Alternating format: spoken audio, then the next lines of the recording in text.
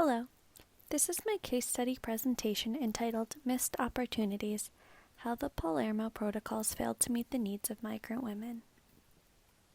The objectives of this case study are to provide a definition of human trafficking, to introduce the Palermo Protocol and explain the significance of this specific policy, to explore the implications policy can have on the women involved, and to acknowledge the roles of underlying socioeconomic factors in this phenomenon.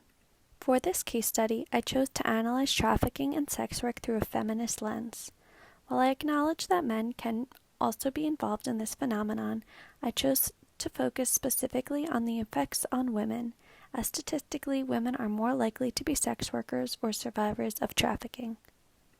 To start, I just wanted to provide the definition of sex trafficking, taken from the protocol that I used throughout my analysis.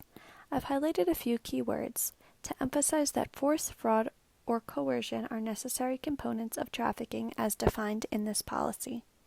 Now I will introduce the Palermo Protocols, the major international policy on trafficking. I included a screenshot of the preamble, which sums up the focus.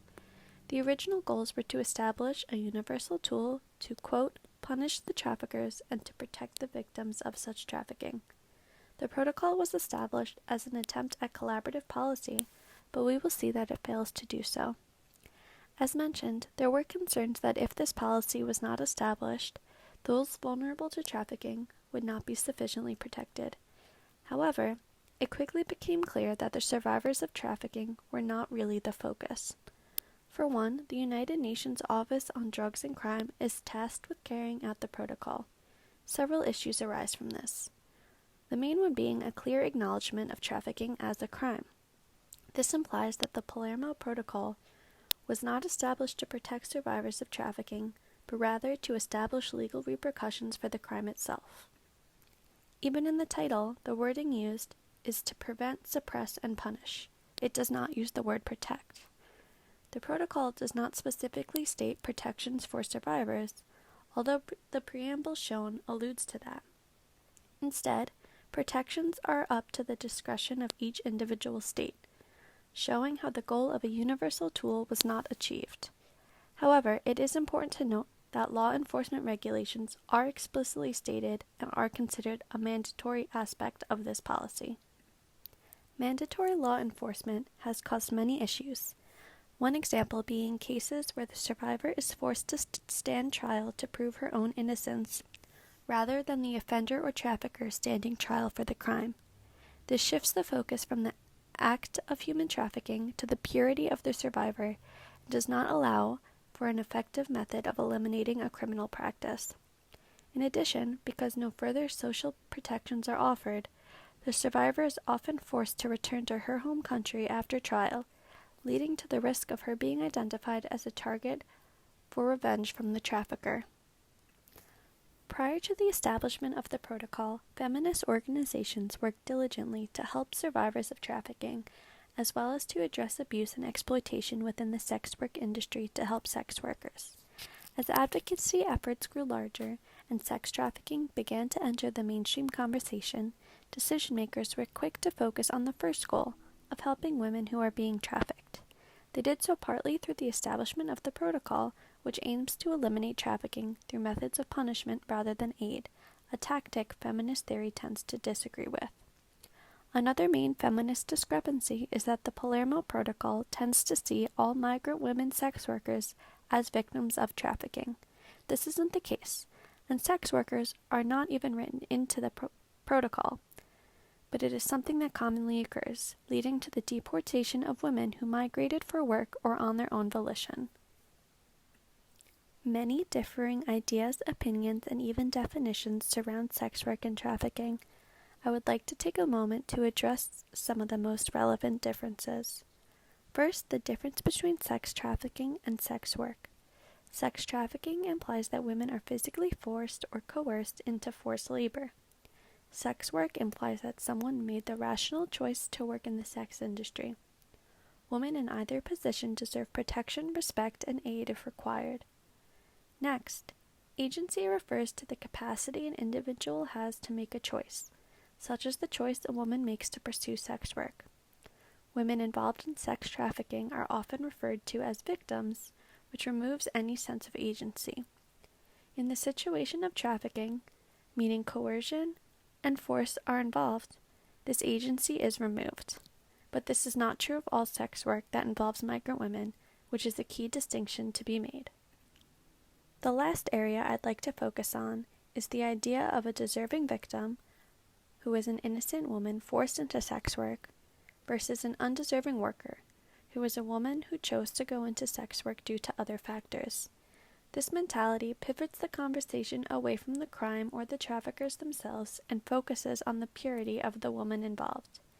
It also upholds the dangerous savior mentality by choosing certain women to help and stigmatizing or ignoring the needs of others. A major factor driving a woman's decision to partake in sex work, and often to migrate in general, is the systemic inequities they are faced with. The sex industry is a lucrative business which is always in demand. Women, in general, are usually regarded in a lower position than men in society. Women are more likely to be impoverished, and it is often more difficult for women to find work. Many other factors, such as education level, geographic location, and opportunity for upward mobility, can combine to lead to the choice to pursue sex work.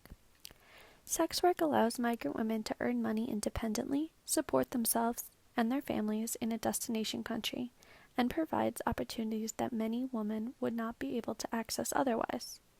These graphics illustrate just one aspect of this issue: employment barriers.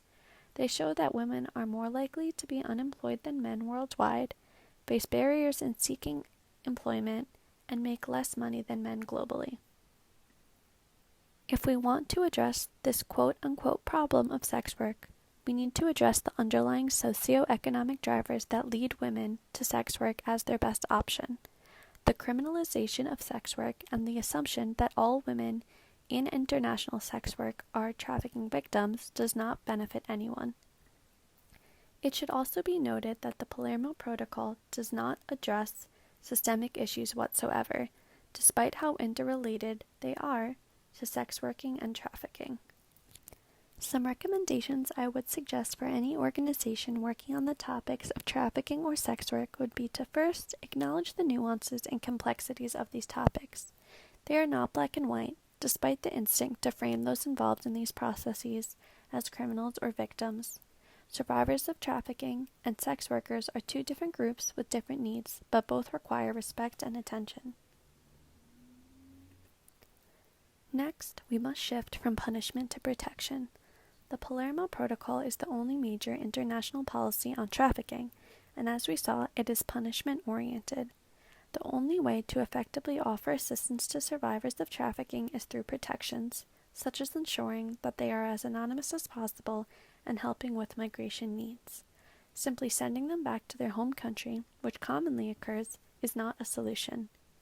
Third, we must listen to the voices of individuals who have experienced trafficking and sex workers. The Palermo Protocol has targeted sex workers since day one, and whenever sex workers have spoken up against it, they have been ignored. In order to protect and care for women, policymakers need to take a bottom-up approach and really work with these women and get their opinion when creating policy. Finally, we will never be able to effectively eliminate trafficking or increase safety within sex work without first acknowledging the impacts of high rates of poverty that contribute to the continuation of these practices. Substantial changes to access and equity must be made at the national and community level first. So, to summarize, the Palermo Protocol does not accurately reflect the nuances of trafficking and sex work. It does not clearly distinguish between the two and does not offer ample protections for women in either situation. We must acknowledge the role of socio-economic factors in the perpetuation of both trafficking and sex work. Neither can be reduced without first addressing lack of access to education, work, healthcare, and other social services. It cannot be argued that survivors of trafficking require assistance, but currently, international organizations and policy are not helping survivors in the way they need. Instead, survivors and sex workers alike tend to be punished, often forcing women to return to their home country. This is not effective, and this is what must be targeted. Thank you so much for listening to my presentation on the Palermo Protocol, Trafficking and Sex Work. Here are my references.